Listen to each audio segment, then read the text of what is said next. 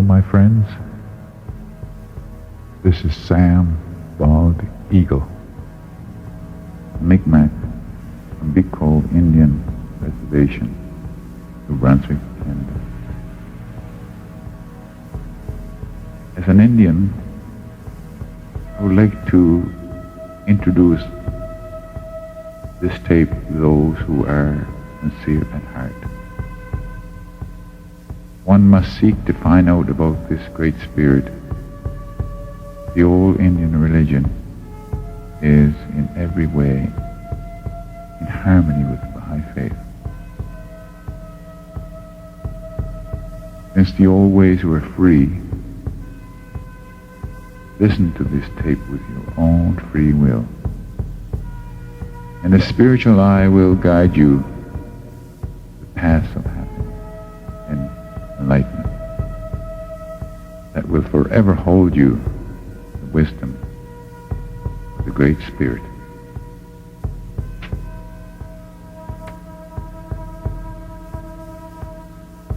This tape will bring new thoughts to you. It needs courage sometimes, even to look or listen to new ideas. We must have courage to look back and courage to look ahead. This is what we ask you to do now. Look into the past and at the present, and then think ahead to the future. This tape is a challenge to you. What is the Baha'i faith? Is it something I should find out about? There is an old Indian saying, when you see a track or a footprint that you do not know, follow it to the point of knowing. In this age, too, we should find out everything we can about God or the Great Spirit. We do not want to miss anything important. Baha'i faith is important. When the Indian give gifts, they give up their best. What we offer you now is the greatest gift of all. The news that Baha'u'llah has come to change this whole world into a new kingdom. People say often, once we had our old Indian ways, now we have Christianity. And we no longer act as one people. We are divided and confused. Is this Baha'i faith going to confuse us even more? Who is Baha'u'llah? Was our old Indian way really pagan? What's the Baha'i faith say to that? Will it help us to keep our culture in a non-Indian world?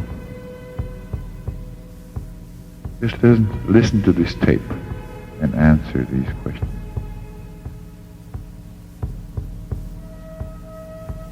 Baha'i faith says there is one God over all people.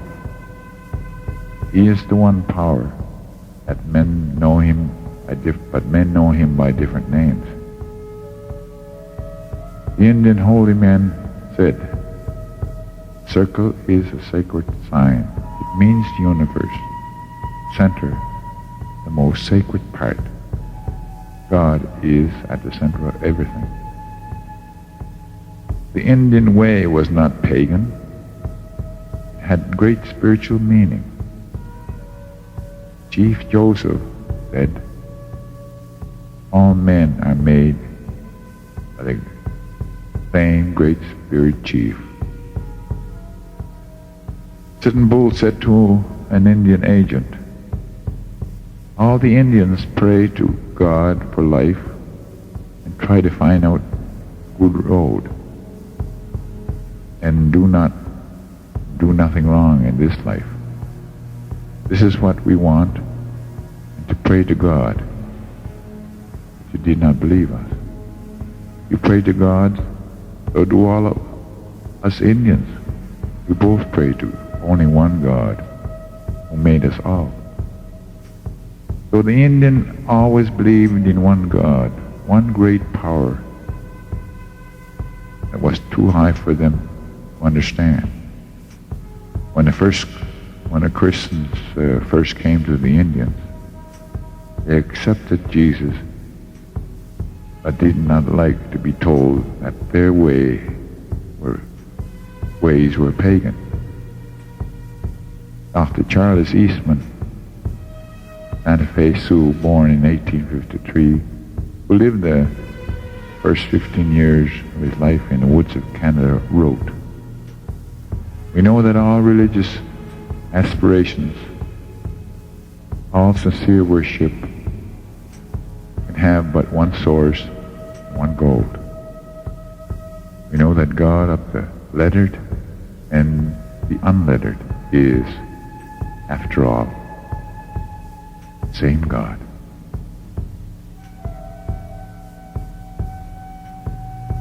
What was the true meaning of the sun dance? Here is how one Indian holy man said it was done and what it meant. The circle is the universe. The posts are the different parts of creation. The Great Spirit is the central pole, center of everything. The tongues tied to the dancers are like the rays of light from the Great Spirit. This is like the Holy Spirit. Flesh means ignorance. The dancer must break loose from ignorance and free his spirit. He does this to help all the people.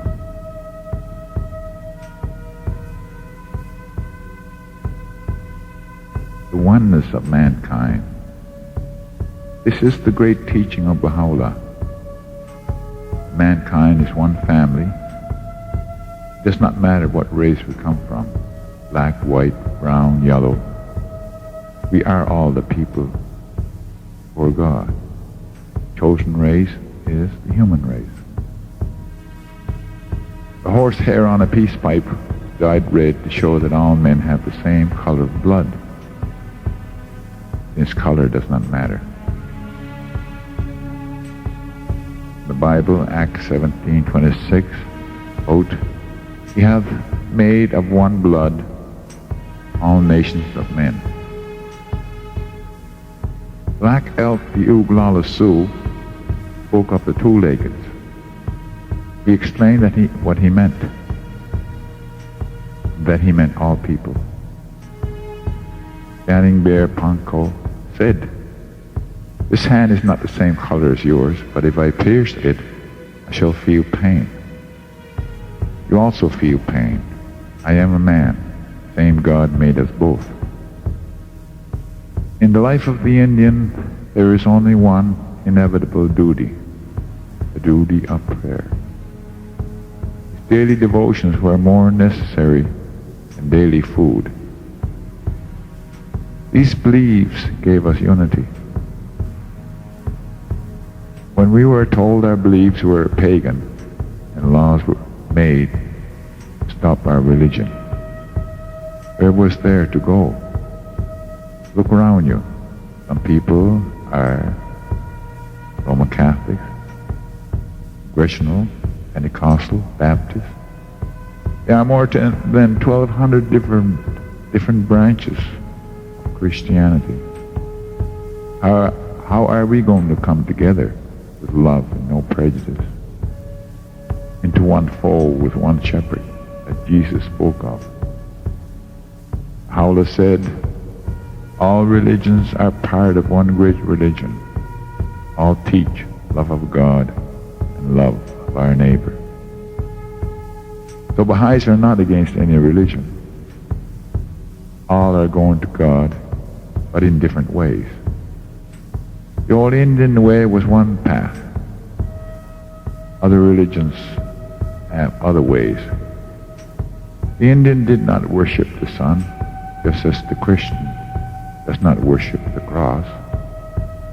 Dr. Eastman spoke up, brought up in the old Indian way, said, "It is my personal belief the spirit of Christianity and of our ancient religion is essentially the same. The worship of the Great Spirit was silent, solitary, free from all self-seeking.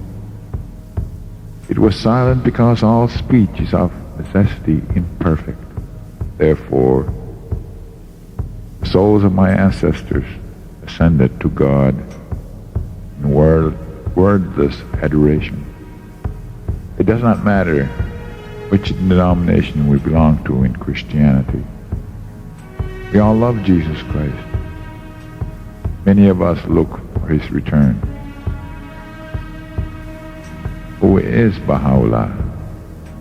Baha'u'llah is the return of the Christ Spirit, with which Jesus promised would come. Don't turn aside and say nonsense. Remember the Indian saying, when you see a track or a footprint that you do not know, follow it to the point of knowing and investigate for yourself. Jesus himself said, "Seek and you shall find." Jesus spoke to the hearts of people. Baha'u'llah speaks to the hearts of people. It is as if Jesus speaks again. Baha'u'llah gives us a teaching that will work. Jesus said, "By their fruits you shall know them."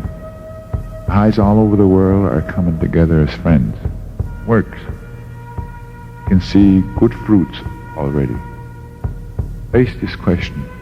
Couldn't he be the new messenger? You may say, how can I be sure? The Indian talks of seeing with the eye of the heart. When you see with the eye of the heart, you will know. Baha'u'llah repeats the two main commandments. Jesus said, love God, love your neighbor. He shows us how to apply them in a modern world. He brings unity. He suffered and was in prison 40 years so that we could be free in spirit again. This is a new day. He answers world problems and his teachings make sense. He fulfilled prophecies of the Bible and of the Indian. Are you interested in Indian prophecies? Oboka had a vision in 1889. He said, "Grandfather says when your friends die, you must not cry. You must not hurt anybody or do harm to anyone. You must not fight. Do right always. It will bring you satisfaction in life." The earth shakes at the coming of the new world. Do not be afraid. It will not hurt you. In the Bible, Jesus said that the dead bury the dead. He meant spiritual dead. Voka means spiritually dead will come awake. Voka speaks the earth shaken at the coming of a new world. Baha'u'llah brought a new world order and said the whole world is upset by his spiritual message. He was alive in 1889 in the Holy Land when Voka had his vision. This is what Baha'u'llah said of Jesus. We testify that when he came into the world, he shed the splendor of his glory upon all created things. It is who purified the world. Blessed is the man who, with a face beaming with life, turned towards him. Reflect how Jesus, the Spirit of God, was notwithstanding his extreme weakness, meekness, and perfect tenderheartedness, was treated by his enemies. He had nowhere to lay his head.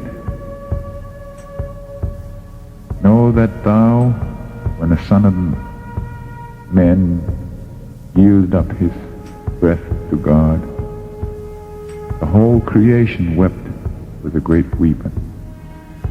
By sacrificing himself, however, a fresh capacity was infused into all created things. Baha'is believe deeply in Jesus and read the Bible. Here are some of the teachings of the Baha'i faith. There is one God. He sent many messengers. What they said is really the same. Love God, love all men. This is what we are here for. All men are the same human family. They must be united. How? We must get rid of prejudice, look for the truth ourselves, all have opportunity for education, learn a world language to be chosen, then we can understand everyone easily. We must form a world government to make peace and just laws for everyone. Realize that men and women are equal in spirit. See that religion and science work together like two wings of a bird. This is from the Baha'i writings. O Son of Spirit, possess a pure, kindly, and radiant heart. O my God, unite the hearts of thy servants and reveal to them thy great purpose. May they follow thy commandments and abide in thy law.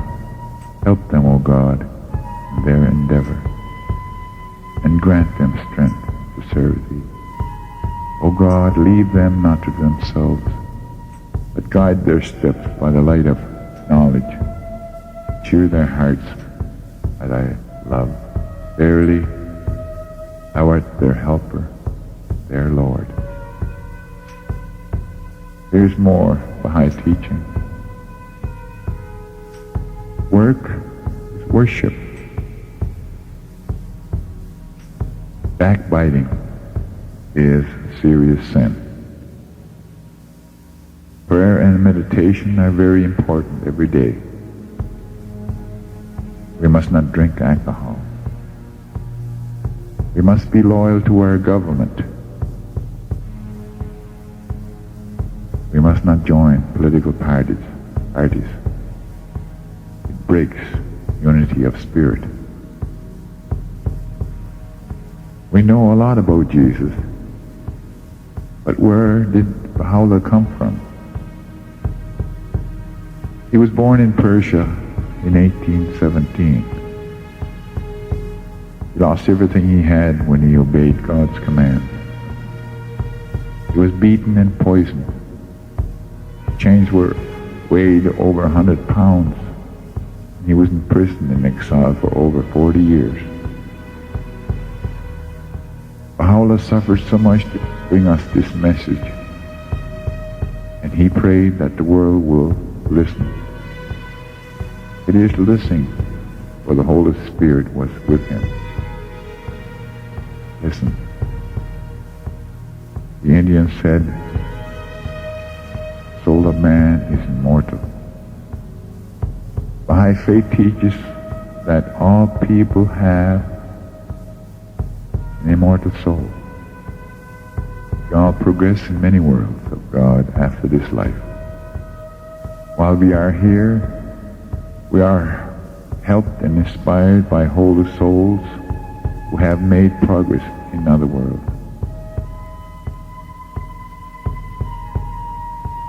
In my Father's house are many mansions. From the Bible, John 14:2. The old ways were free. They were harder than now. But we are not happy now. So what is the good of having life easier, if we are unhappy and our children are unhappy? Baha'i says, these erroneous times will pass away and we shall come out into the golden age of the unity of mankind. How is Baha'i faith organized, since we have no priest or ministers? In the Baha'i community, 9 people are selected each year and form a spiritual assembly. There is no one member as leader. They organize Baha'i affairs in their district and meet every 19 days with other Baha'is to get suggestions from everybody. Each year, a national convention is held when delegates vote for 9 members for the National Spiritual Assembly. They guide Baha'i affairs in the country. The Universal House of Justice is promised guidance from God as it regulates the affairs of the Baha'i world. Its 9 members are elected by members of all national spiritual assemblies, and the world center is in the Holy Land. Baha'i said that there must be no more prejudice. We all have suffered from this in one way or another. Some think they are better than others because of skin color, or education, or the position in life. In the new world, prejudice will not exist anymore. Truly, this will mean thy kingdom come as Jesus told us it would come. How do I become a Baha'i? Read and think about it. Pray for guidance. If you feel it is the truth, write to or tell a Baha'i friend who will give you a card to sign. There is no ceremony to become a member. If you feel that Baha'u'llah is the messenger for today, you are a Baha'i.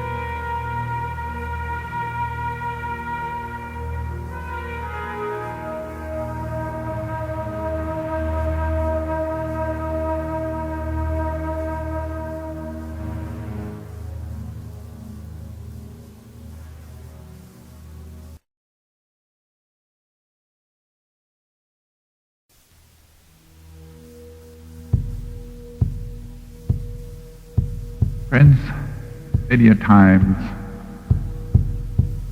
I've been told that I could not walk 2 ways.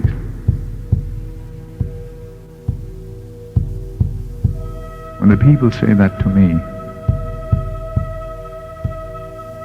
they do not understand that I am not walking 2 ways. There is only one God.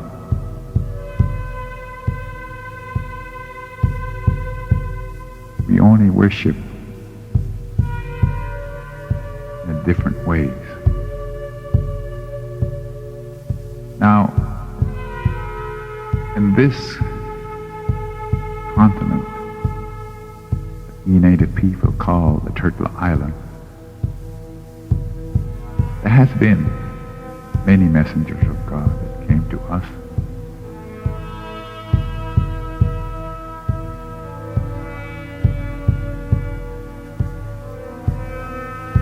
God did not forget about us.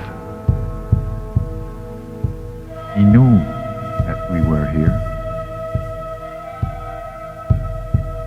because He created us all.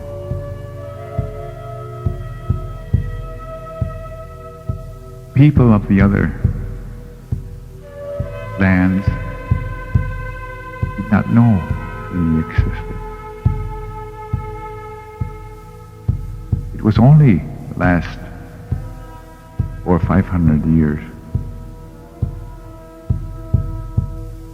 that they knew there was another part of the world. There were other great people that lived in another continent.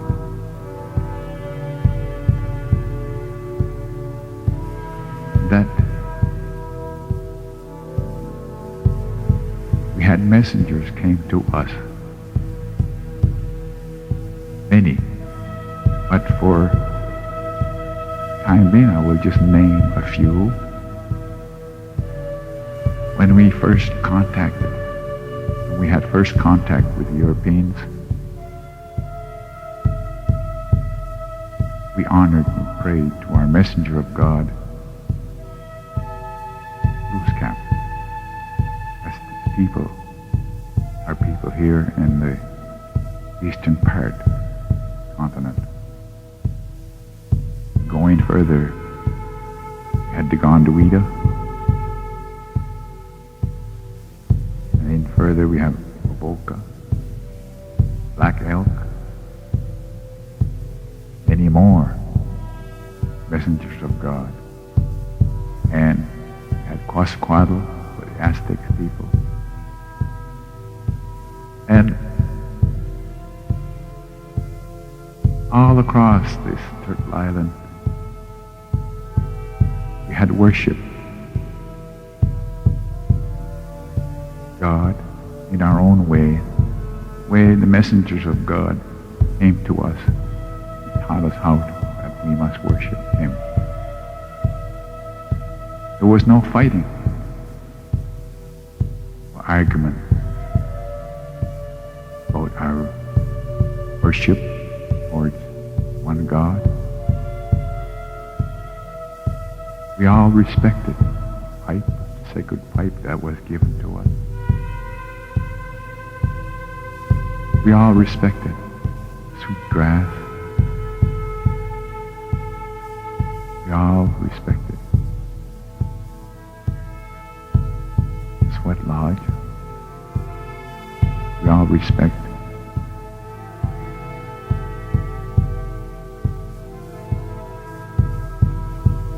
all and the Sundance, all across this nation.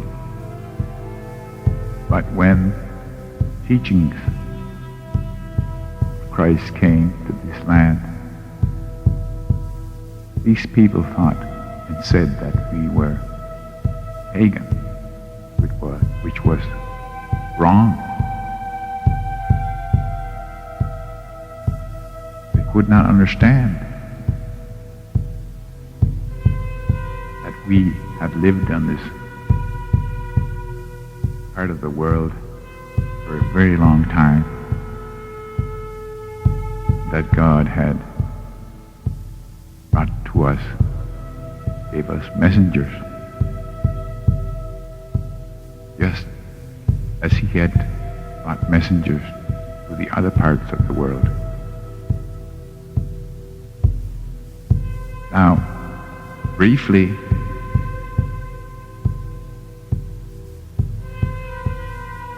there were Moses, Krishna, Zoroaster, Buddha, Christ, Muhammad, Bob, Baha'u'llah, all the great messengers of God.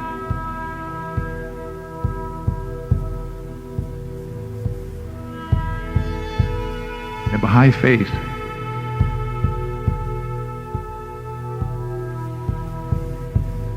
we must love all the messengers of God.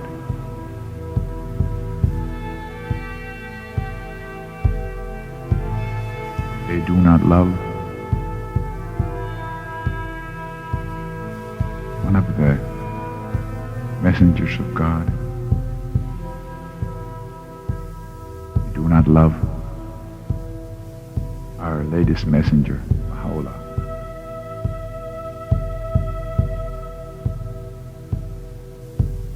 It is that simple, that obvious. For in truth and as a native Baha'i, I must respect all the messengers of God that came to all the people of the world. We had our messengers. We lived and followed their instructions.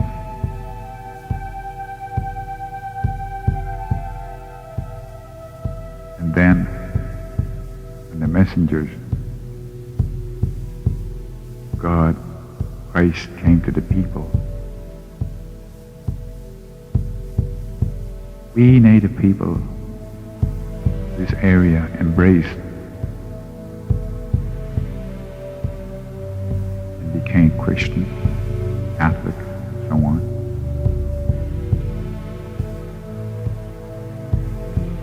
Now, we must, this time, continue to listen to no messenger of God is Baha'u'llah.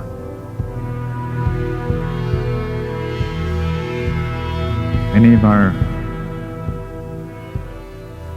messengers of God told us they would return.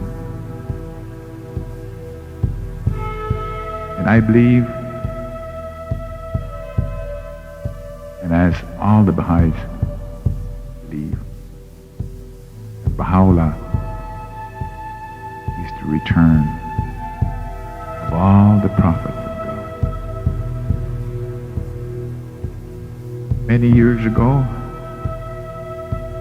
I was given the privilege to carry a sacred pipe.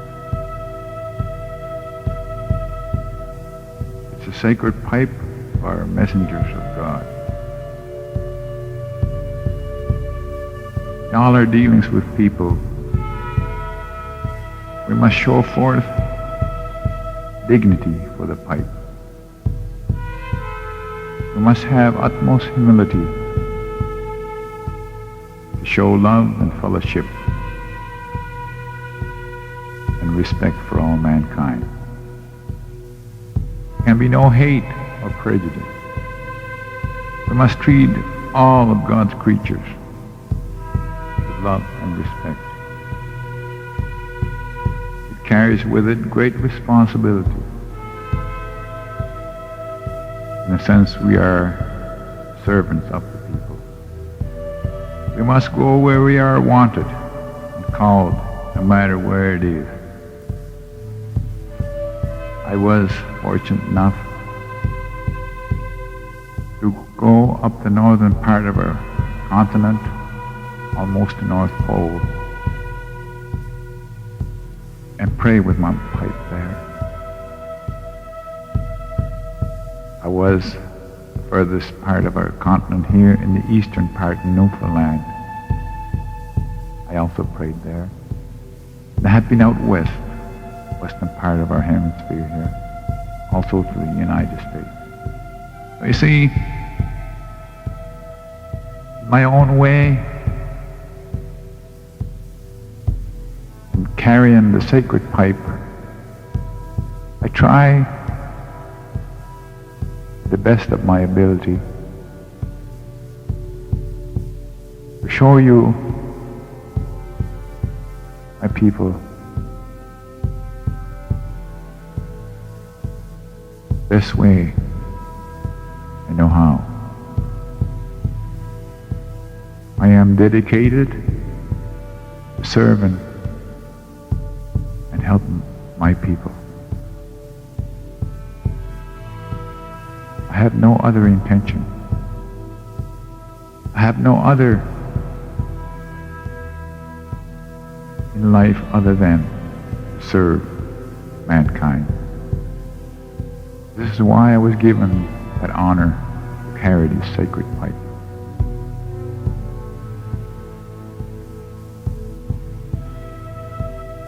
And I hope sometime, my dear friends,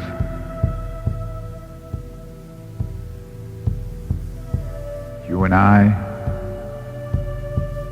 sit down in a circle,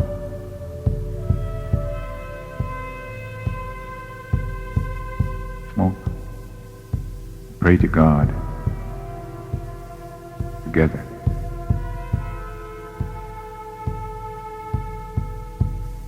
This pipe belongs to you. Remember that.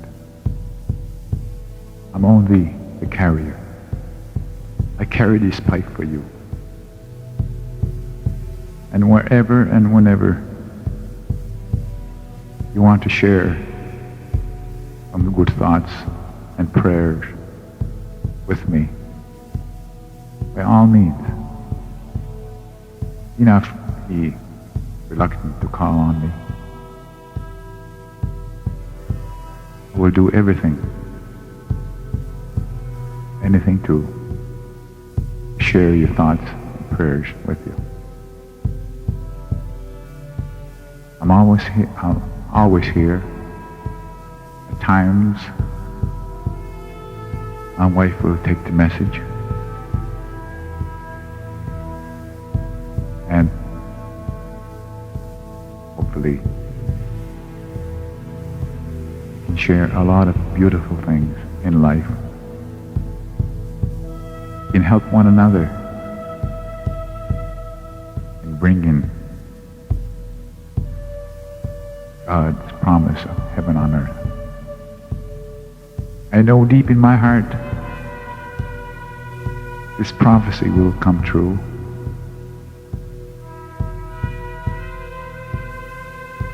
And I hope that you out there who are listening to this tape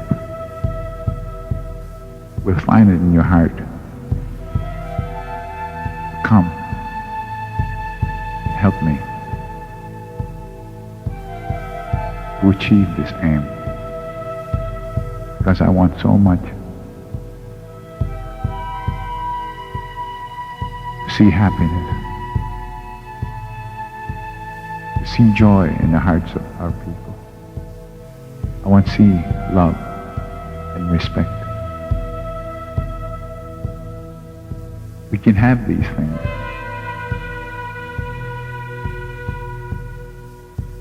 We're here in this world for a very short time. And we do not have to waste our life here on earth on needless things they are of no value.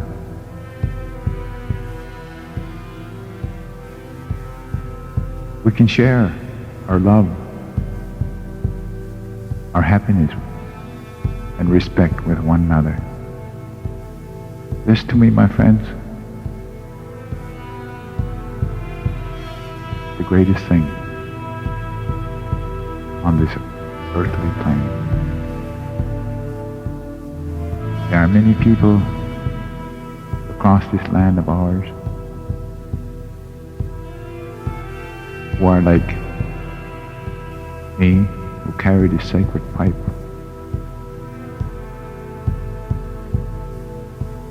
Whose sole aim is to unite and make this world into a better place. We had known this before. We have known what it's like to be living in the most beautiful part of the world. And I know deep in my heart that it can happen again. We had it once, and with your help and everybody around us, this can happen again. This is the prophecy that we as native people of this continent are destined to fulfill. God, in His infinite wisdom, has set a balance for everything. For instance, now we have night and day. We have hot, cold.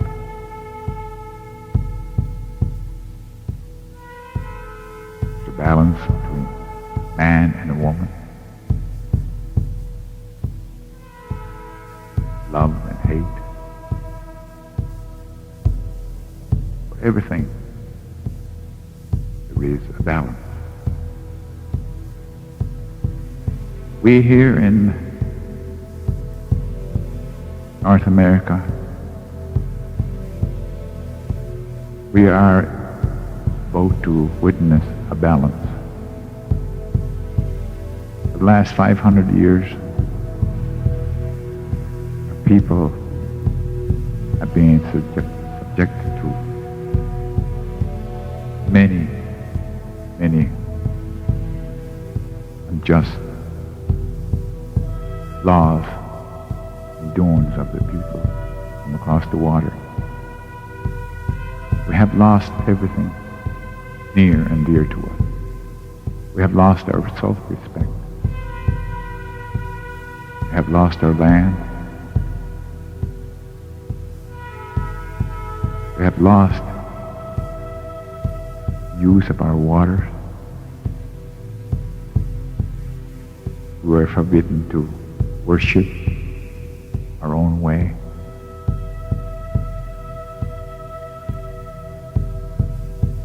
Our children are now suffering drug and alcohol abuse. They are in prison. Our people are in prisons now all over the country. We are suffering.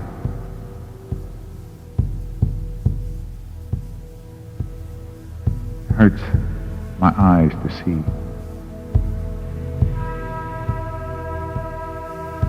all of this happening. And it's continuing. Seems like there's no end to it.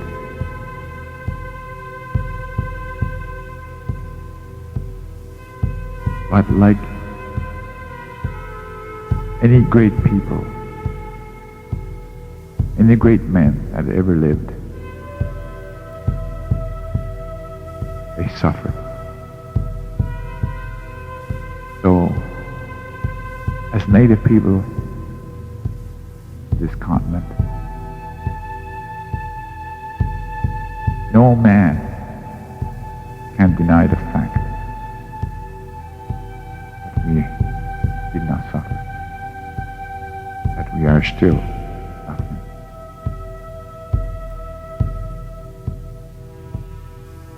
So the balance will come.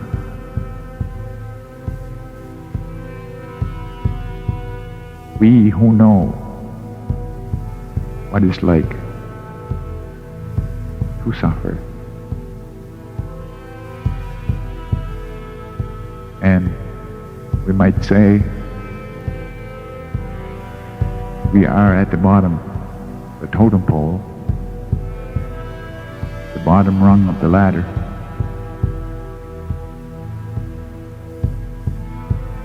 We, as native people of this continent, are destined to lead all of mankind back to spirituality.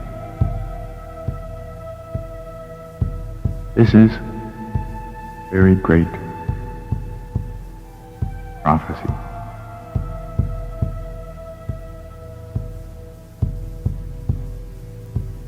We have gone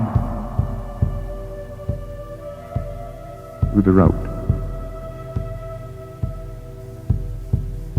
We have known suffering.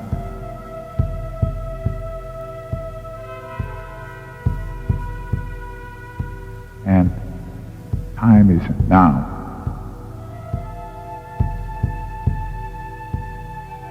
that we must take our place, our rightful place, and make this world into a better world. No other group of people in the world have been given that privilege. This, I say, it's in the God's creative plan. So my friends, your destiny, and for your children, and for your children yet unborn, is very great. Think about it. This will come to pass. And I hope you, right now, will take part in your own way, whatever way that is, to think about all these things and help me and help other people to achieve that great purpose. This can be done. It will be done.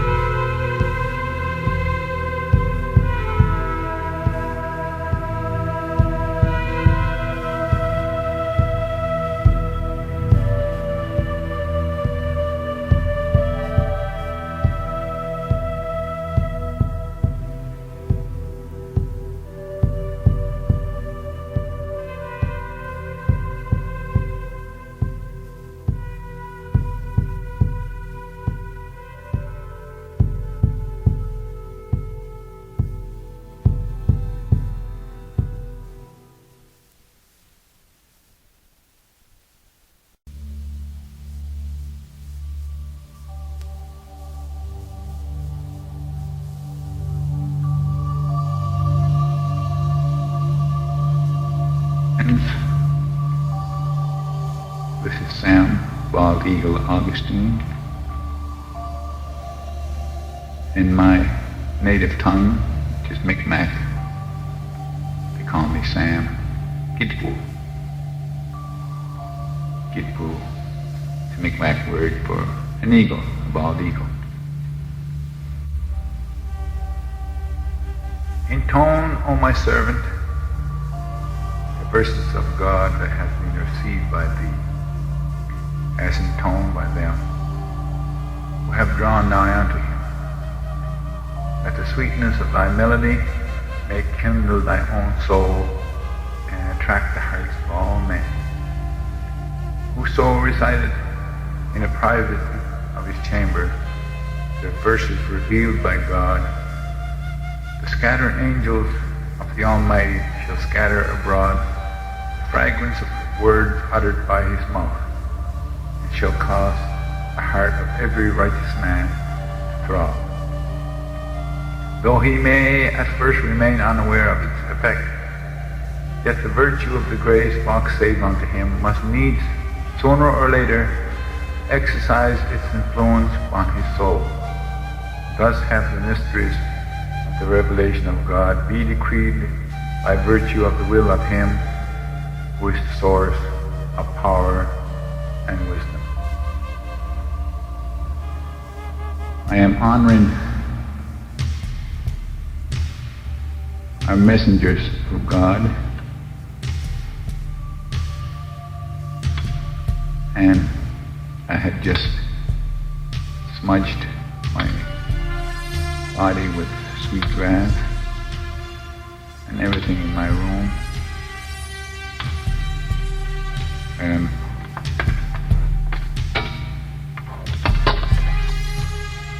this way I know that the messengers of God came to our people. Many have come to the native people, and many have came from across the waters. So when I burn sweet grass, I am honoring all the messengers of God who came to this Turtle Island for many, many years, thousands of years, had come at various times. And when I burn sweet grass, it's our way of remembering some of the messengers, the holy men, the prophets that came to us. In our area was Glooscap. And as we go a little further, we had Tigondawida. We had Quetzalcoatl for the Aztecs, Black Elk, Waboka, and so on. Many messengers of God that came to us long before we have heard of the other messengers of God. So with that in mind, like I had been taught by my elders, anything we do, first we pray, ask for guidance, we ask for support from our Creator.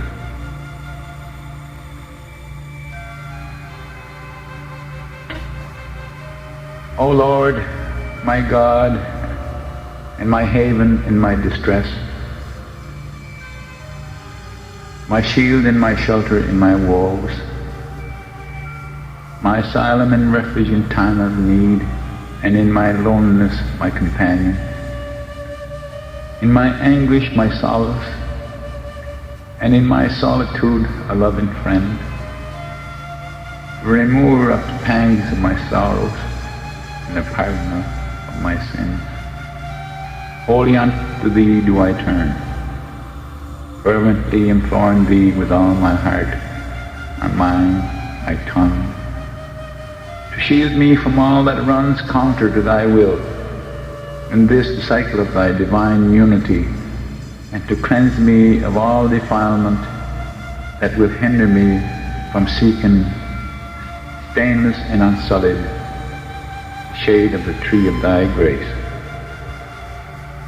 Have mercy, O Lord, on the feeble. Make whole the sick, and quench the burning thirst.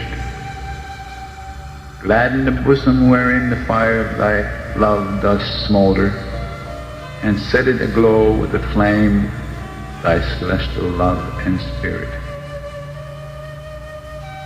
Robe the tabernacles of divine unity with the vesture of holiness, and set upon my head the crown of Thy favor.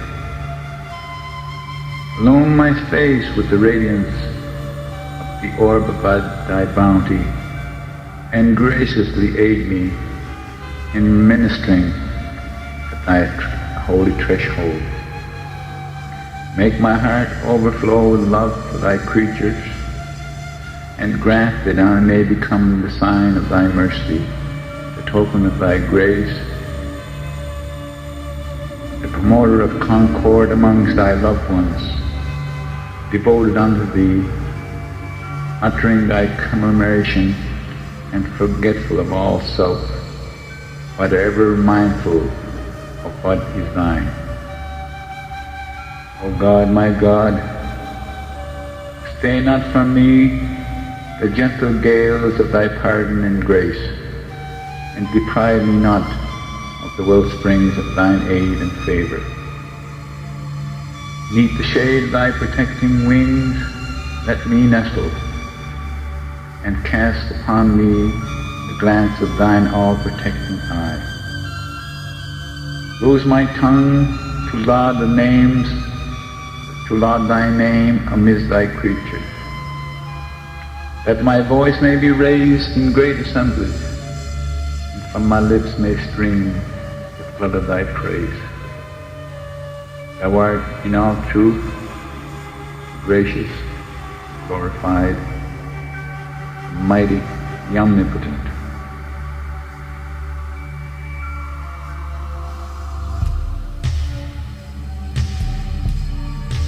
My friends, I have many things to tell you, but I'm not unable to see you all, and I know time does not permit us to be able to talk the way we want to. So with the help of this tape recorder, I hope that maybe in your time of rest in your home, when you have a few minutes, maybe you may be driving in your car, or whenever you get a chance to listen to these words of this old man,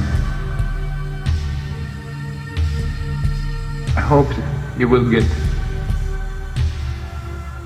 some advice that I'm trying to convey to you. I hope you will use some of the things I've told you. I am both to tell you that you will not waste your life, that while you are yet still young, you can use the God-given things that you have.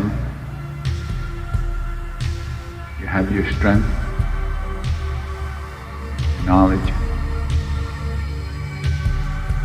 You are able to move about.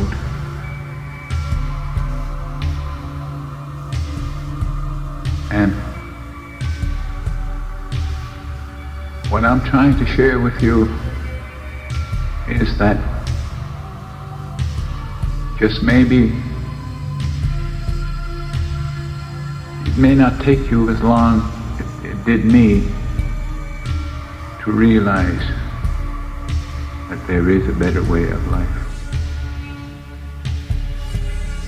While I have a pipe in my hand, I would like to mention something.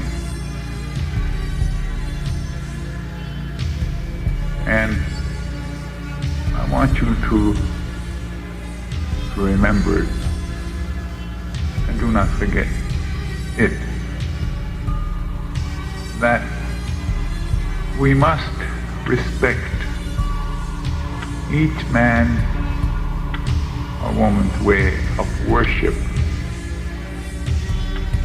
because we do not know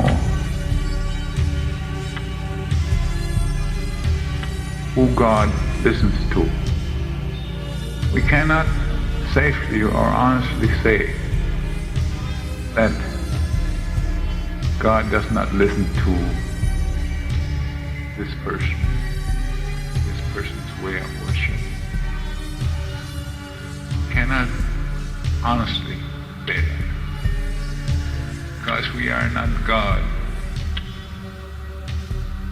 and we cannot tell God what to do, who he must listen and who he does not listen to. So you see, we as people of this world, we must respect one another and how we worship our Creator. Whatever way you want to call him. Some people, the Christians, call him Christ. Some people call him Jehovah. Some people call him Muhammad. And various names of our native people on this continent, on this turtle island. So you see, nobody can see through the eyes of our Creator and say, yours or mine or anybody else's way of worship is not being heard. So, but we have to start someplace. I would say to you, be the best of who you are. If you are a Christian, be a good Christian. I believe, to me, Christian means to live Christ-like. After you have really listened and try to live a good life, you will advance to another plane. If you have studied the Indian way diligently, you will find you want more. If you have searched for the truth in the various religions that are in this world, and if you are a true seeker and seeking for happiness and seeking a good life, you will understand, maybe like I did. I look to the Baha'i faith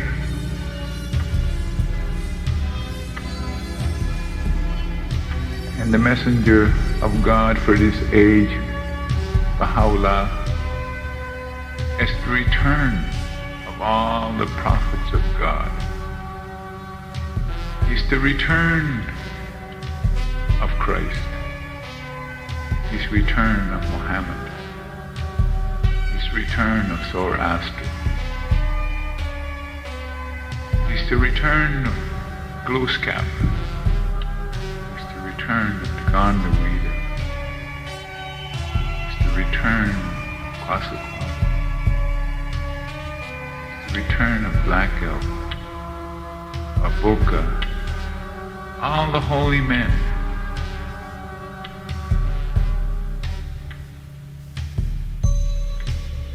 Now, the reason I mention it this way, I had a book and a study on the depopulation study of the Mi'kmaq. And we numbered around 90 to 100,000 before the European contact. And because of the genocide and the things that have happened, we were whittle down to 1,200 souls in the year 1844. Now this may be, or I would say, I thought at the time it was a coincidence.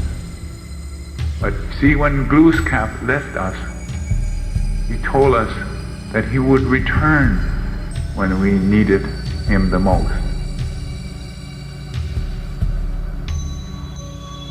In 1844, we were going down, and finally we went down to 1,200 souls.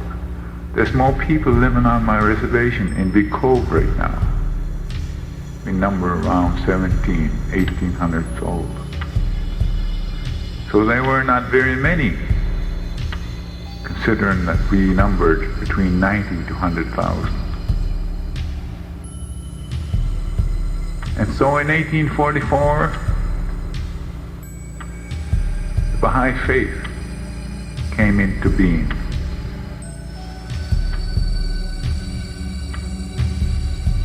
Now, it makes me think about that very much. Why in 1844? Because that to me is the return of Glooskap. If this trend had continued, we would have been wiped out, like the people in Newfoundland, the Boatucks.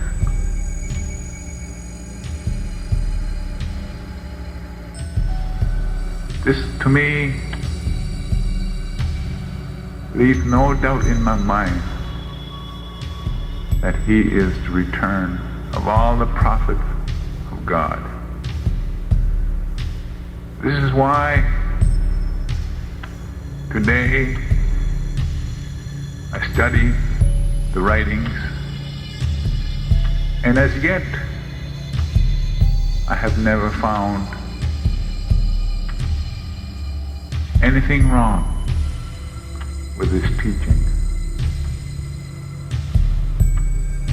We are told that it is the first time in the history of man that the messenger of God wrote in his own handwriting.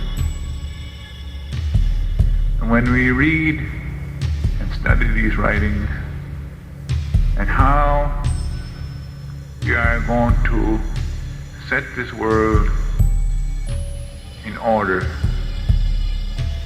and really think about it, there is no doubt that it came from God. This is one thing that is very significant to the native people of Turtle Island. We are told that when the native people of Americas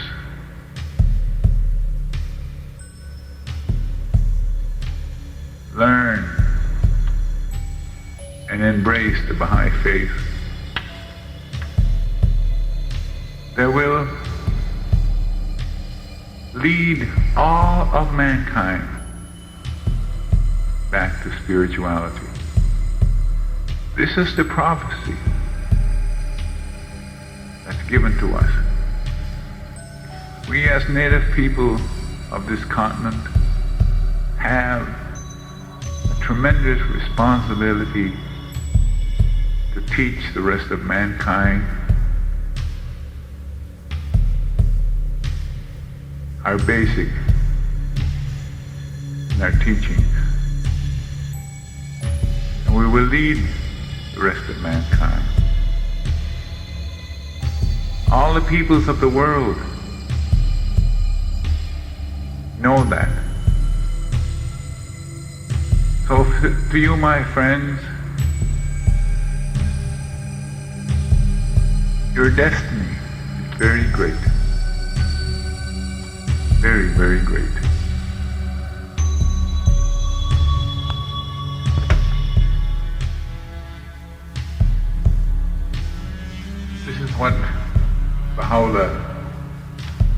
says in one of his writings,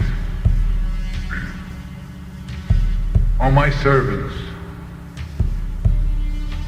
soar not if these days and on this earthly plane things contrary to your wishes have been ordained, manifested by God.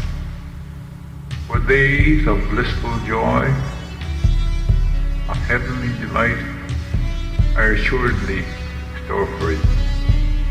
Worlds holy and spiritually glorious will be unveiled to your eyes.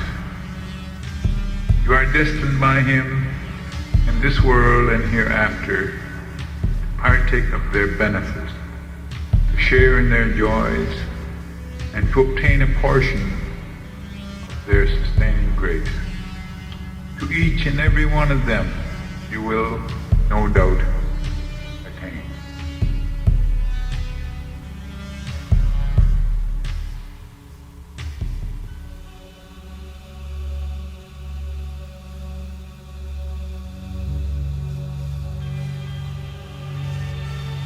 The mystic and wondrous bride, hidden ere just beneath the veiling of utterance, hath now, by the grace of God and His divine favor, been made manifest even as the resplendent light shed by the beauty of the Beloved. I bear witness, O friends, that the favor is complete, the argument fulfilled, the proof manifest, and the evidence established. Let it now be seen what your endeavors in the path of detachment will reveal. In this wise hath the divine favor been fully vouchsafed unto you, and unto them that are in heaven and on earth. All praise to God, the Lord of all the worlds.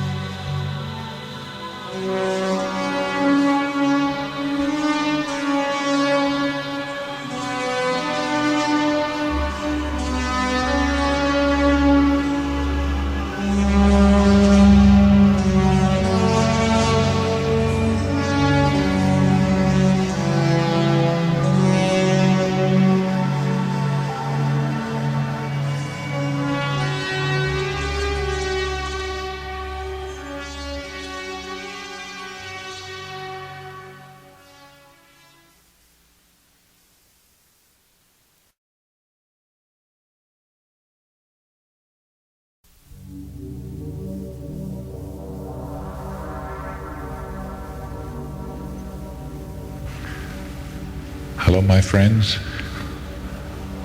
This is Sam, Bald Eagle.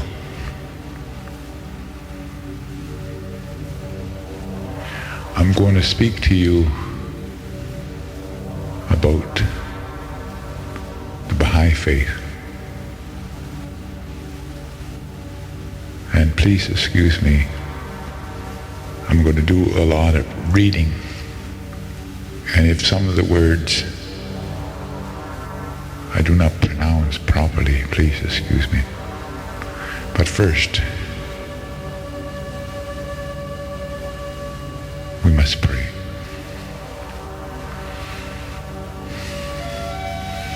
O God, this is a broken-winged bird, and its flight is very slow. Assist him so that he may fly toward the apex of prosperity and salvation. Wing his way with the utmost joy and happiness throughout the illuminable space.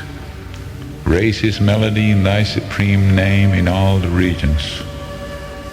Accelerate the years with this call and brighten the eyes by beholding the signs of guidance. O Lord, I am single, alone, and lowly. For me there is no support save Thee, no helper except Thee, and no sustainer beside Thee. Confirm me in Thy service. Assist me with the cohorts of Thy angels. Make me victorious in the promotion of Thy word, and suffer me to speak out Thy wisdom amongst Thy creatures. Verily, Thou art the custodian of the poor and the defender of the little ones. And verily, Thou art the powerful, the mighty, and the unconstrained.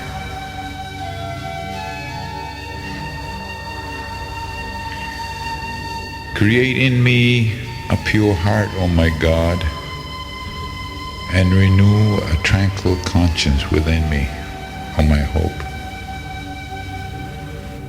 Through the Spirit of power, confirm Thou me in Thy cause, O my best beloved, and by the light of Thy glory, reveal unto me Thy path. O Thou, the goal of my desire, through the power of Thy transcendent might, lift me up into the heaven of Thy holiness, O source of my being, and by the breezes of Thine eternity, gladden me, O Thou who art my God. Let Thine everlasting melodies breathe tranquility on me, O my companion, and let the riches of Thine ancient countenance deliver me from all except Thee, O my Master, and let the tidings of the revelation of Thy incorruptible essence bring me joy. O Thou who art the most manifest of the manifest, and the most hidden of the hidden. About the first half of the century, 19th century, many Christians were stirred by the hope of the return of Christ. This expectancy, latent in the teaching of a New Testament, found its most vivid expression in the Milerites, but it by no means was limited to humble Christians, nor was it limited to America. Europe too was stirred by this phenomenon. A group of German Templars left their native land and settled permanently at the foot of Mount Carmel to await their Lord. What most Westerners do not understand at all is that at the same time a wave of expectancy swept through Islam. Emerson would have understood this, but few of our other Americans were prepared at the time to consider any other world faith with even a modicum of sympathy. Yet the fact remains that in Islam, some students and theologians felt that Islam prophecies indicated an end of the laws of Quran and the beginning of a new spiritual age. Thinking of these theologians was that the Lord of Age, to use the Islamic phrase, would appear. In 1844, a young merchant of Shiraz named Sayyid Ali Muhammad suddenly began to teach a new faith in Persia. He assumed the title of the Bab, which literally means the gate. The Bab's character and utterance was like a bombshell in that backward, priest-ridden land.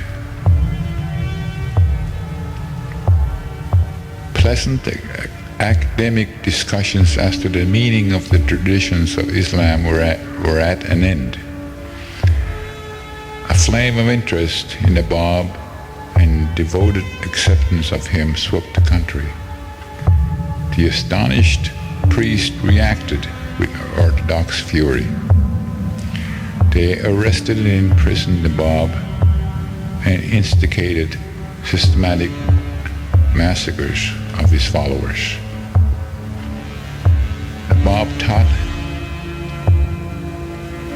spiritual era was at hand.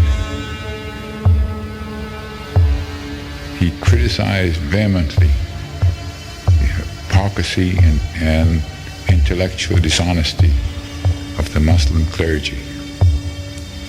He urged the highest standard of character, and he promised that within 19 years,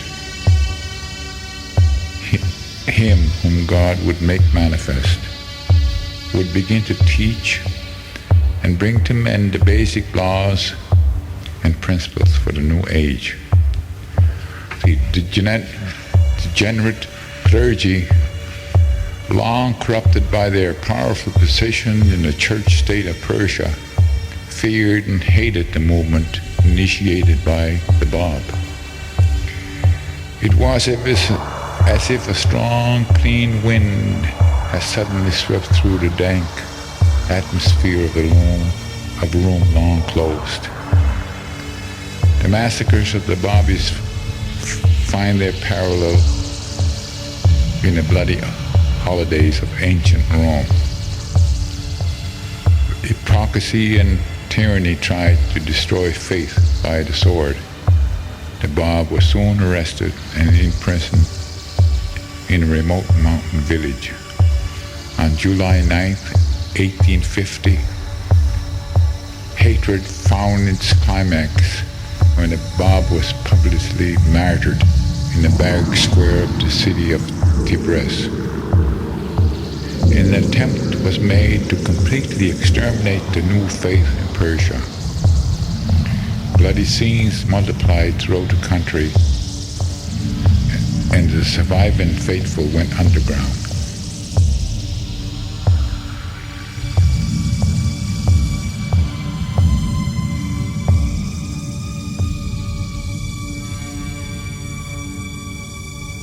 O Son of Spirit, I created thee rich. Why dost thou bring thyself down to poverty? Noble I made thee. Wherewith dost thou abase thyself? Out of the essence of knowledge I gave thee being. Why seekest thou enlightenment from anyone beside me? Out of the clay of love I molded thee.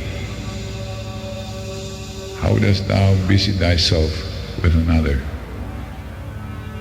Turn thy sight into thyself, that thou mayest find me standing within thee,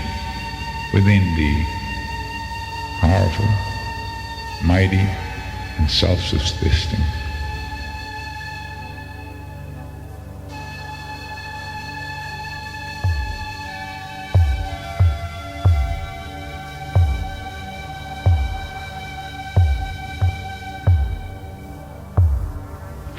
The consternation of the priesthood during these years had been deepened by the fact that many of their own outstanding members had accepted the teachings of the Bab. Also, outstanding men in other walks of life had accepted him.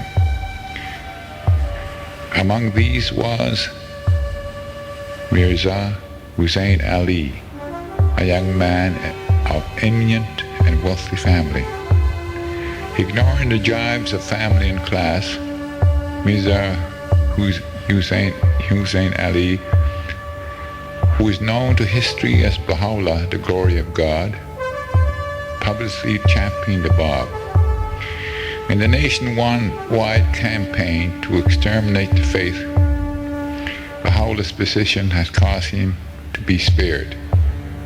But in 1852, when two crazed young Babis made an attempt to kill the Shah, Baha'u'llah was imprisoned for 4 months in Sia Ka, a dreadful underground prison in Tehran.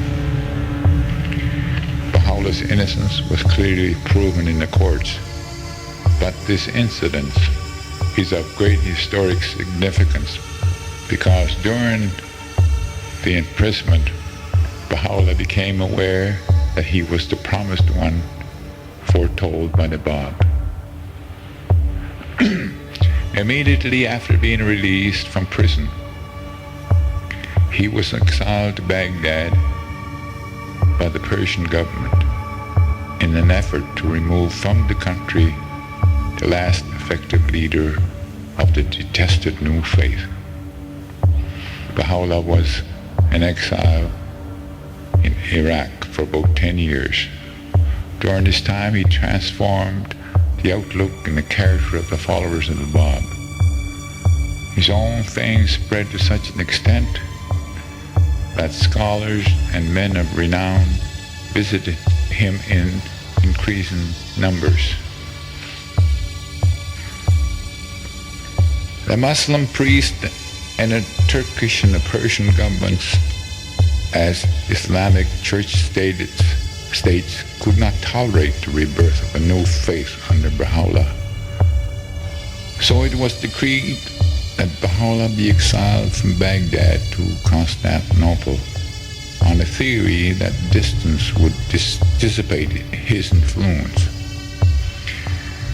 A theory repeatedly tried and repeatedly bringing opposite results. In 1863, the exile was ordered, and in a few days, while the caravan was being prepared for the long journey, Baha'u'llah announced to his followers that he was the one whose coming the Bab foretold. After being 4 months in Constantinople, Baha'u'llah was banished to Andropol. He here publicly proclaimed this message, addressing collectively the temporal and the spiritual rulers of the earth. He wrote some of the first series of letters known collectively as the Tablets to the Kings. A fourth and final exile was ordered, this time 1868, sending Baha'u'llah to the prison city of Akka on the Bay of Haifa in the Holy Land.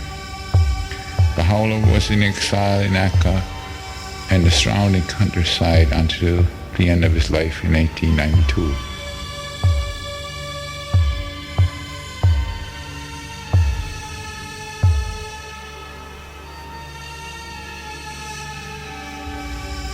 O Son of the Spirit, with the joyful tidings of life I hail thee. Rejoice, to the court of holiness I summon thee. Abide therein, that thou mayest live in peace forevermore. O Son of Man, sorrow not, save that thou art far from us. Rejoice not, save that thou art drawn near and returning unto us.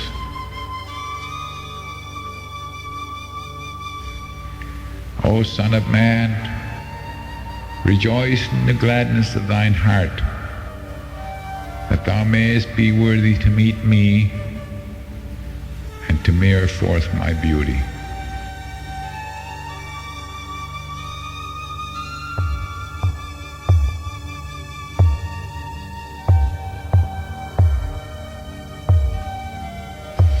The chief principle of Baha'u'llah's teaching is the oneness and the wholeness of the human race. This is the pivotal point of all that he taught. The purpose of the Baha'i faith is to unite the entire world in one common faith, in one common social order.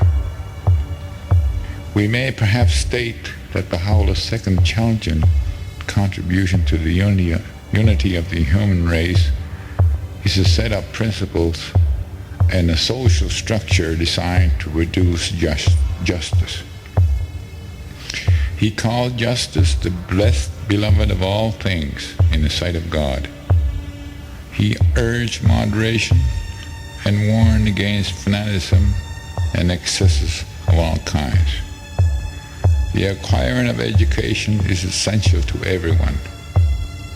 True religion and science are in agreement. Consultation is the key method for settling of disputes and for developing plans and policies for the common good.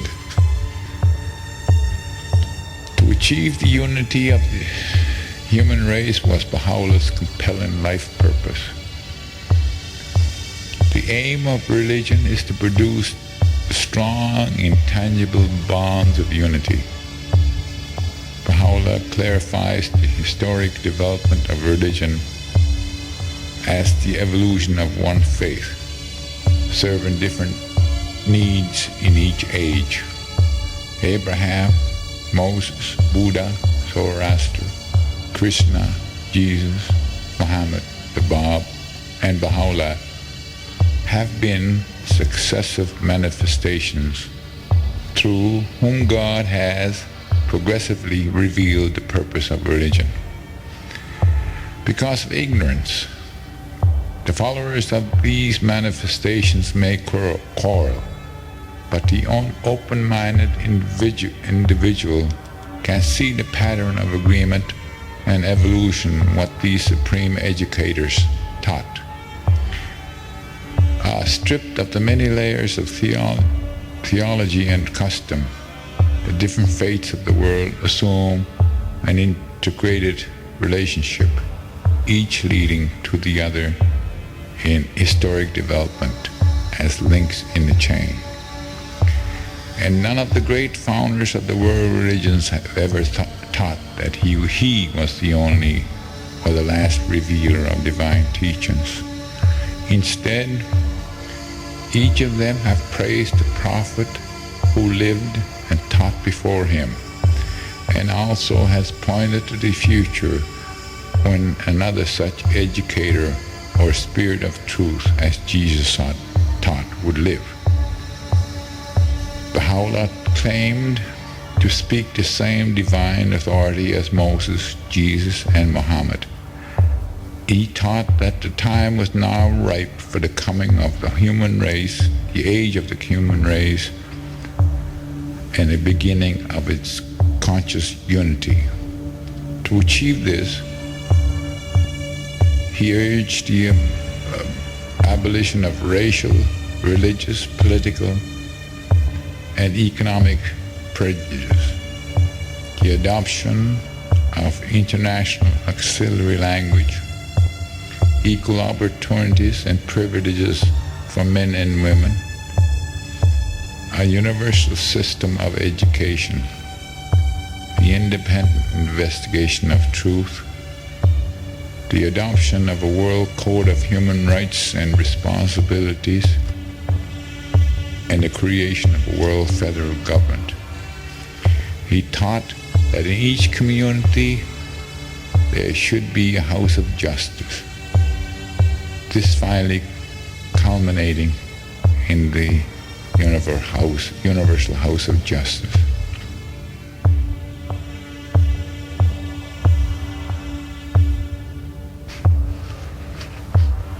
Baha'u'llah has called into being a constantly growing body of followers in the 5 continents of the globe. These people come from different racial and religious backgrounds. In the faith of Baha'u'llah, they become united in belief and action.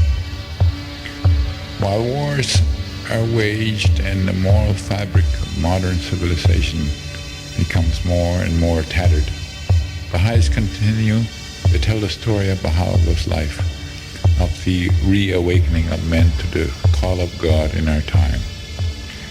For the Baha'is, quite literally, this is the changeless faith of God, eternal in the past, eternal in the future. While the modern materialism does its deadly work, Baha'is continue to patiently sacrifice and work to build the group consciousness of the social institutions which Baha'u'llah promised them would, in time, flower into a world civilization. To a Baha'i, religion encompasses all of life. It is civilization itself. All men have been created to carry forward an ever-advancing civilization. The earth is but one country, and mankind its citizens.